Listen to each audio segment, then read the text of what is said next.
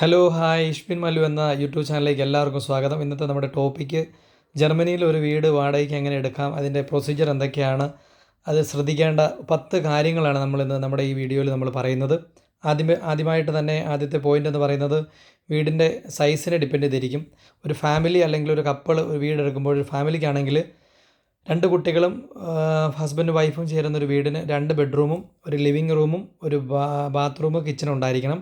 ഒരു കപ്പിളാണെന്നുണ്ടെങ്കിൽ ഒരു ബെഡ്റൂമും അതോടൊപ്പം തന്നെ ഒരു ലിവിങ് റൂം, ബാത്റൂം, കിച്ചൺ, അങ്ങനെയാണ്. അതിൻ്റെ സൈസ് ഇതിൻ്റെ സൈസ് പറയുന്നത് പെർ ഹെഡ് അനുസരിച്ചാണ്. അതായത് അഡൾട്ട്സിനാണെങ്കിൽ 10 to 12 മീറ്റർ സ്ക്വയർ മീറ്ററും കിഡ്സിനാണെങ്കിൽ 6 to 10 മീറ്റർ സ്ക്വയറുമാണ് അവർ പറയുന്നത്. രണ്ടാമത്തെ കാര്യം എന്ന് പറയുന്നത് സ്കൂൾ ഓർ കിൻഡർഗാർട്ടനാണ്. അതായത് നമ്മുടെ വീട് ഈ ജർമ്മനിയിലോട്ട് വരുന്ന ഫാമിലിക്ക് അവർക്ക് കുട്ടികളൊക്കെ ഉണ്ടെന്നുണ്ടെങ്കിൽ, അവർക്ക് ചെറിയ കുട്ടികളൊക്കെ ഉണ്ടെന്നുണ്ടെങ്കിൽ അവരുടെ വീടിൻ്റെ അടുത്തായിട്ട് കിൻഡർഗാർട്ടൻ, അതായത് ഹീറ്റ, അതുപോലെ തന്നെ സ്കൂളുകളൊക്കെ ഉണ്ടോ എന്ന് നോക്കുക. കാരണം വെച്ചാൽ നമ്മൾക്ക് എൻ്റെ പല സുഹൃത്തുക്കളും അവരുടെ കുട്ടികളെയൊക്കെ സ്കൂളിൽ കൊണ്ടുവിടുന്നത്, കിൻഡർഗാർട്ടനിൽ കൊണ്ടുവിടുന്നത് ബസ്സിലാണ്. പക്ഷേ എന്നെ സംബന്ധിച്ചിടത്തോളം ഞങ്ങൾ വീടെടുത്തപ്പോൾ തൊട്ടടുത്ത് ഞങ്ങൾ ഈ വീടെടുത്തപ്പോൾ ഞങ്ങളതൊക്കെ ശ്രദ്ധിച്ചിരുന്നു. അപ്പോൾ നമ്മൾ വീട് നോക്കിയപ്പോൾ വീടിൻ്റെ അടുത്തുള്ള ലൊക്കേഷനിൽ കിൻഡർഗാർട്ടൻ എത്രയാണ് ഉണ്ട്, അതുപോലെ സ്കൂളൊക്കെ ഉണ്ടോ നമ്മൾ നോക്കി. അതായത് എൻ്റെ വീടിൻ്റെ അടുത്തുനിന്ന് ഒരു 300 തൊട്ട് 500 മീറ്റർ വരെ ഉള്ളൂ സ്കൂളും അതുപോലെ കിൻഡർഗാർട്ടനും.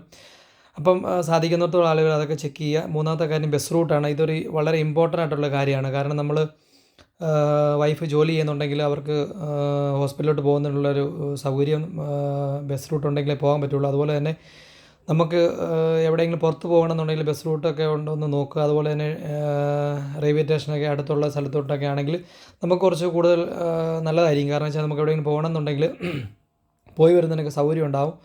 അതുപോലെ തന്നെ ജോലിയൊക്കെ കിട്ടുവാണെങ്കിൽ, ഹസ്ബൻഡ് നാട്ടിൽ നിന്ന് വന്ന് ഇവിടേക്ക് ജോലി കിട്ടുവാണെങ്കിൽ എപ്പോഴും പോയി വരുന്നതിനുള്ള ബസ് സൗകര്യം ഉള്ള എപ്പോഴും നല്ലതായിരിക്കും. ആദ്യമായിട്ട് തന്നെ നമ്മൾ വരുമ്പോൾ കാറൊന്നും നമുക്ക് ഉണ്ടാവില്ലല്ലോ. നമുക്ക് എപ്പോഴും ബസ്സിനെ ആശ്രയിച്ചായിരിക്കും മിക്ക ഫാമിലികളും നമ്മളിവിടെ കഴിഞ്ഞു പോകുന്നത്.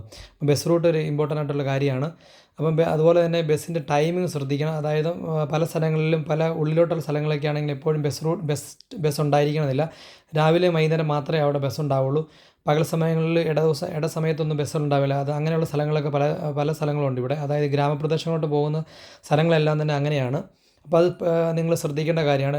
നാലാമത്തെ കാര്യം എന്ന് സൂപ്പർ മാർക്കറ്റ്.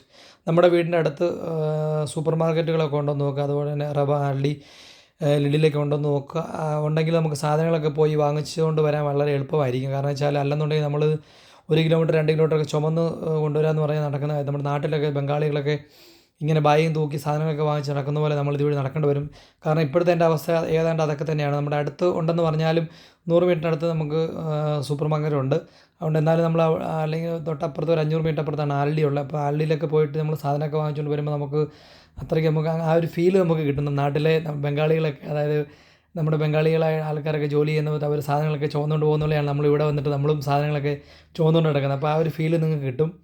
അതിപ്പം അതൊക്കെ നോക്കി കണ്ടൊക്കെ നിങ്ങൾ വീടെടുക്കുക. പിന്നെ 5-ാമത്തെ കാര്യം എന്ന് പറഞ്ഞാൽ കാർ പാർക്കിംഗ് ആണ്. ഇപ്പം നിലവിൽ നമുക്ക് നാട്ടിൽ നിന്ന് ഇങ്ങോട്ട് വരുമ്പം കാറൊന്നും ഇല്ലെങ്കിലും വന്നു കഴിഞ്ഞ് നമുക്കൊരു കാറൊക്കെ വാങ്ങേണ്ട, ലൈസൻസൊക്കെ എടുത്ത് കാറൊക്കെ എടുക്കേണ്ട സമയം വരികയാണെങ്കിൽ നമുക്ക് നമ്മുടെ കാർ പാർക്കിംഗ് ഉണ്ടോ എന്ന് നോക്കുക നമ്മൾ എടുക്കുന്ന വീടിന്. ഫ്ലാറ്റ് ആണെങ്കിൽ ഫ്ലാറ്റിൽ മിക്കവാറും തന്നെ കാർ പാർക്കിംഗ് ഉണ്ടാവും. പിന്നെ ഇൻഡിവിജ്വൽ ആയിട്ടുള്ള വീടുകൾ എടുക്കുന്നവർക്കാണ് ഈ ഒരു പ്രശ്നം വരുന്നത്. അപ്പോൾ അതൊക്കെ ഉണ്ടോ എന്ന് നോക്കിയിട്ടൊക്കെ നിങ്ങൾ എടുക്കുക. പിന്നെ എന്ന് പറഞ്ഞാൽ 6-ാമത്തെ കാര്യം എന്ന് പറഞ്ഞാൽ നമുക്ക് ഈ റെൻറ്റിന് വീടെടുക്കുമ്പോൾ നമ്മൾ എന്തൊക്കെ ഡോക്യുമെൻറ്റ്സ് നമ്മുടെ ഈ ഹൗസ് ഓണർക്ക് അല്ലെങ്കിൽ റിയൽ എസ്റ്റേറ്റ് ഏജൻസിക്ക് നമ്മൾ കൊടുക്കണം എന്നുള്ളതാണ്. ഒന്നാമത്തെ അതിൽ ഇമ്പോർട്ടൻസ് ആയിട്ടുള്ള കാര്യം നമ്മുടെ 3 months സാലറി സ്ലിപ്പാണ്. രണ്ടാമത് അതിൻ്റെ അകത്ത് വരുന്നത് ഷൂഫ ക്രെഡിറ്റ് സ്കോറാണ്. അതൊക്കെ നമുക്ക് ഓൺലൈനിൽ നമുക്ക് എടുക്കാൻ കിട്ടും. ഈ 2 കാര്യങ്ങൾ നമുക്ക് വീട് റെൻറ്റിന് എടുക്കുമ്പോൾ അവരുടെ റിയൽ എസ്റ്റേറ്റ് ഏജൻസിക്ക് അല്ലെങ്കിൽ ഹൗസ് ഓണർക്ക് നമ്മൾ കൊടുക്കേണ്ടി വരും. പിന്നെ 7-ാമത്തെ കാര്യം എന്ന് പറയുന്നത് നമ്മുടെ ഇവിടുത്തെ റെൻറ്റാണ്. ഇവിടുത്തെ റെൻറ്റ് എന്ന് പറയുന്നത് ബേസിക് റെൻറ്റും ഉണ്ട്, അതായത് കോൾഡ് റെൻ്റ് ഉണ്ട്, വാം റെൻ്റ്. കോൾഡ് റെൻ്റ് എന്ന് പറഞ്ഞാൽ ബേസിക് റെൻ്റാണ്. വാം റെൻ്റ് എന്ന് പറഞ്ഞാൽ അതിൻ്റെ അകത്ത് നമ്മുടെ വാട്ടറും അതുപോലെ തന്നെ അതിൻ്റെ അകത്ത് വരുന്നത് വാട്ടർ വരുന്നുണ്ട്. പിന്നെ നമ്മുടെ ഹീറ്റിംഗ്, അതായത് വിൻ്ററിലൊക്കെ വരുമ്പോൾ ഹീറ്റിംഗ് വരുന്നത്, അങ്ങനെയുള്ള കാര്യങ്ങൾ. അതായത് അതിൻ്റെ അകത്ത് ഈ 2 കാര്യങ്ങൾ അതോടൊപ്പം തന്നെ ഓപ്പറേറ്റിംഗ് കോസ്റ്റാണ് അതിൻ്റെ അകത്ത് വരുന്നത്. അതായത് ഈ വാം റെൻറ്റിൻ്റെ അകത്ത് വരുന്ന ഓപ്പറേറ്റിംഗ് കോസ്റ്റാണ്. പിന്നെ ഇലക്ട്രിസിറ്റിയും നമ്മൾ ഇൻ്റർനെറ്റ് എടുക്കുന്നുണ്ട്, അതൊക്കെ സെപ്പറേറ്റ് ആണ്. ചില സ്ഥലങ്ങളിൽ ചില ഹൗസ് ഓണേഴ്സ് ഇലക്ട്രിസിറ്റി ഇതിൻ്റെ അകത്ത് അവരുടെ വാം റെൻ്റ് അടുത്ത് ഉൾപ്പെടുത്താറുണ്ട്. പക്ഷേ ഞങ്ങൾക്ക് അങ്ങനെയല്ല, ഞങ്ങൾക്ക് ഇലക്ട്രിസിറ്റി സെപ്പറേറ്റ് ആണ്. അത് നമ്മുടെ കോൺട്രാക്റ്റിൽ അവർ ഓൾറെഡി അത് പറഞ്ഞിട്ടുണ്ടായിരുന്നു. പിന്നെ വരുന്നത് എട്ടാമത്തെ കാര്യം എന്ന് പറയുന്നത് നമ്മുടെ ഡെപ്പോസിറ്റാണ്.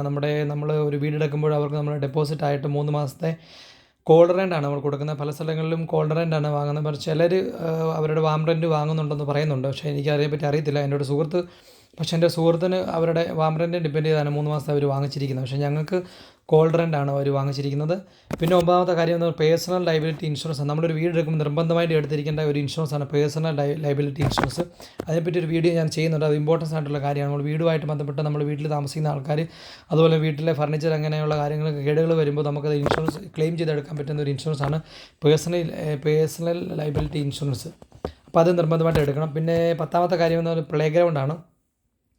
നിങ്ങൾക്ക് കുട്ടികളൊക്കെ ഉണ്ടെന്നുണ്ടെങ്കിൽ നിർബന്ധമായിട്ടും നിങ്ങളുടെ വീടിനോട് അടുത്തൊരു പ്ലേ ഗ്രൗണ്ട് ഉണ്ടായിരിക്കണം. ഇപ്പോൾ ഞാൻ താമസിക്കുന്ന വീടിന് ഞങ്ങൾ ഫ്ലാറ്റ് താമസിക്കുന്നത്, അതൊരു 4 നിലയുള്ള ബിൽഡിങ്ങാണ്. ഞങ്ങൾ 3ാമത്തെ ഫ്ലോറിലാണ് താമസിക്കുന്നത്. അപ്പോൾ താഴെ ഗ്രൗണ്ട് ഫ്ലോറിലുള്ളവർ താഴെ പിള്ളേർ കളിക്കുമ്പോൾ നമ്മുടെ 3ാമത്തെ നിലയിലേക്ക് പിള്ളേരിങ്ങനെ നോക്കി അവർക്ക് താഴെ പോയി കളിക്കണം തോന്നും. അപ്പോൾ പിന്നെ നമ്മൾ അവരെ വിളിച്ച് കൊണ്ടുപോയി താഴെ പോയി കളിപ്പിക്കേണ്ട അവസ്ഥയൊക്കെ വരും. നമ്മൾ ഇൻ കേസ് നമ്മൾ ഗ്രൗണ്ട് ഫ്ലോറിൽ അല്ലെങ്കിൽ നമ്മുടെ വീട് ഇൻഡിവിജ്വൽ ആയിട്ടുള്ള വീടുകളൊക്കെ ആണെന്നുണ്ടെങ്കിൽ നമുക്ക് താഴെ ഒരു പ്ലേ സ്റ്റേഷൻ ഉണ്ടാവും, പ്ലേ ഗ്രൗണ്ട് ഉണ്ടാവും. അപ്പോൾ അതൊക്കെ നോക്കിയിട്ടൊക്കെ എടുക്കുക. ഇത്തരം കാര്യങ്ങളാണ് എനിക്ക് നിങ്ങളോട് പറയാനുള്ളത്. നമ്മൾ നാട്ടിൽ നിന്ന് ജർമ്മനിയിലേക്ക് വരുമ്പോൾ നമ്മളൊരു വീടെടുക്കുമ്പോൾ ശ്രദ്ധിക്കേണ്ട 10 കാര്യങ്ങളെ പറ്റിയാണ് ഞാൻ പറഞ്ഞത്. ഇത് ഇമ്പോർട്ടൻസ് ആയിട്ടുള്ള 10 കാര്യങ്ങളാണ്. ഇത്രയും മിനിമം ഇത്രയും കാര്യങ്ങൾ നിങ്ങൾ അറിഞ്ഞിരിക്കണം, എന്നിട്ടേ നിങ്ങൾ വീടെടുക്കാവുള്ളൂ. അപ്പോൾ അടുത്ത വീഡിയോയുമായിട്ട് ഞാൻ പിന്നെയും വരാം. Okay, thank you.